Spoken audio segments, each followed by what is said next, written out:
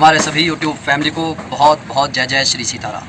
देखिए, इस समय हम एक ऐसे दौर में रह रहे हैं जहाँ पर ऐसी घटनाएं सुनने में आती हैं। आज सुबह जब अखबार में ये पढ़ा कि एक पिता ने अपनी पुत्री को 3 गोली मारकर उसकी हत्या कर दी, तो मतलब मन में एक ये प्रश्न उठा कि आखिर हमारे रिश्तों को क्या होता जा रहा है। जो बातें बताई गई उसमें ये कहा गया कि उस जो लड़की का नाम है वो राधिका यादव है और वो टेनिस की प्लेयर है और उसको टेनिस प्लेयर बनाने में उसके पिता का बहुत बड़ा योगदान है। और टेनिस प्लेयर ज़्यादातर स्कर्ट पहनते हैं, जो लेडीज़ होती हैं। तो अचानक से पिता को क्या हुआ कि उसकी लड़की रील्स बनाती है इसलिए मार डाला गया। कुछ एंगल्स ये भी कह रहे हैं कि उसका किसी मुसलमान लड़के के साथ में कोई अफेयर चल रहा था इसलिए मार दिया।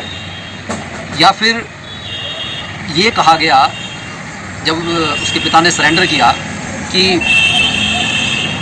लोग मेरे को ये टॉन्ट मारते हैं कि मैं लड़की की कमाई करता हूँ। खैर, मेरा मुख्य मुद्दा इस बात पर है कि आजकल किस रिश्ते पर भरोसा किया जाए।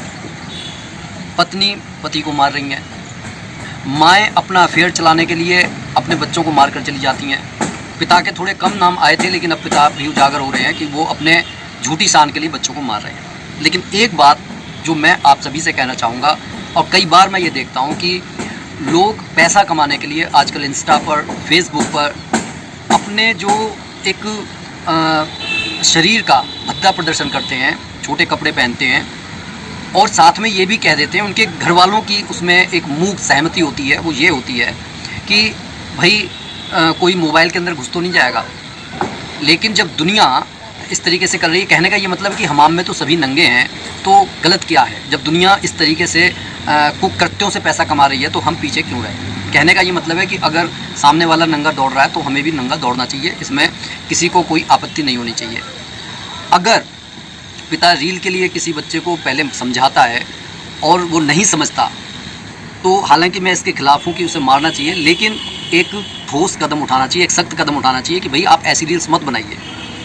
लेकिन ऐसी रील्स बहुत जल्दी वायरल हो जाती है। आप अच्छी बात कीजिए, आप धर्म की बात कीजिए, आप कर्म की बात कीजिए, आप मोटिवेशन की बात कीजिए, आप स्टडी की बात कीजिए। वो रील्स इतनी जल्दी प्रॉफिटेबल नहीं होती, इतनी जल्दी उनका जो टीआरपी नहीं बढ़ता।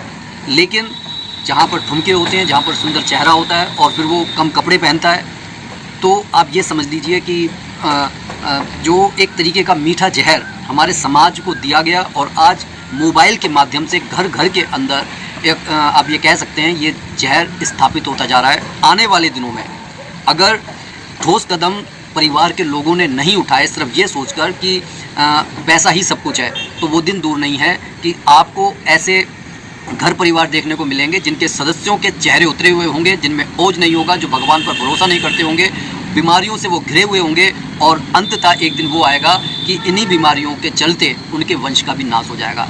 तो मेरा सिर्फ और सिर्फ इस कहानी के माध्यम से, जो कि एक सत्य घटना है जो आज ही मैंने पढ़ी है, गुरुग्राम की ये घटना है जिसमें राधिका यादव को उसके पिता ने मार दिया। पिता इस समय पुलिस की कस्टडी में है, जहां पर उसने ये बयान दिया कि लोगों के तानों से तंग आकर उसने अपनी लाइसेंसी रिवॉल्वर से अपनी ही पुत्री के सीने में 3 गोलियां मार दी। तो आने वाले समय में सख्त कदम उठाइए, अपने बच्चों को समझाइए, लेकिन हर बात का सॉल्यूशन ये नहीं है कि आप हत्या करके मर्डरर बन जाएं। क्योंकि अगर आप अभी से कदम उठाएंगे तो हो सकता है कि ऐसी नौबत ही ना आए। लेकिन अगर आपने बच्चों को खुली छूट दे दी, आपने बच्चों पर नज़र नहीं रखी, वो गलत कदम उठाएंगे, हो सकता है कि वो धर्मांतरित हो जाएं।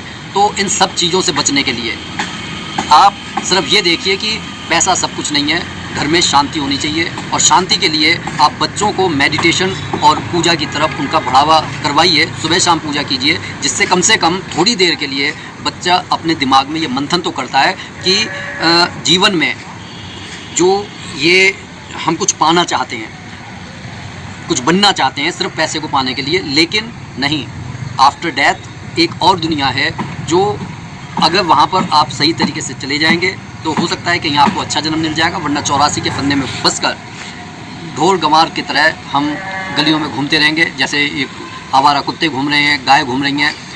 संत तो यहाँ तक कहते हैं कि कभी इनमें भी कोई राजा महाराजा रहे होंगे। तो अगर बात अच्छी लगी हो तो मेरी विनम्र प्रार्थना है कि इस वीडियो को ज़्यादा से ज़्यादा शेयर कीजिए और कमेंट बॉक्स में इसका नाम लिखिए। इसी के साथ मैं अपनी वाणी को विराम दे रहा हूँ। बोलिए जय जय श्री सीताराम।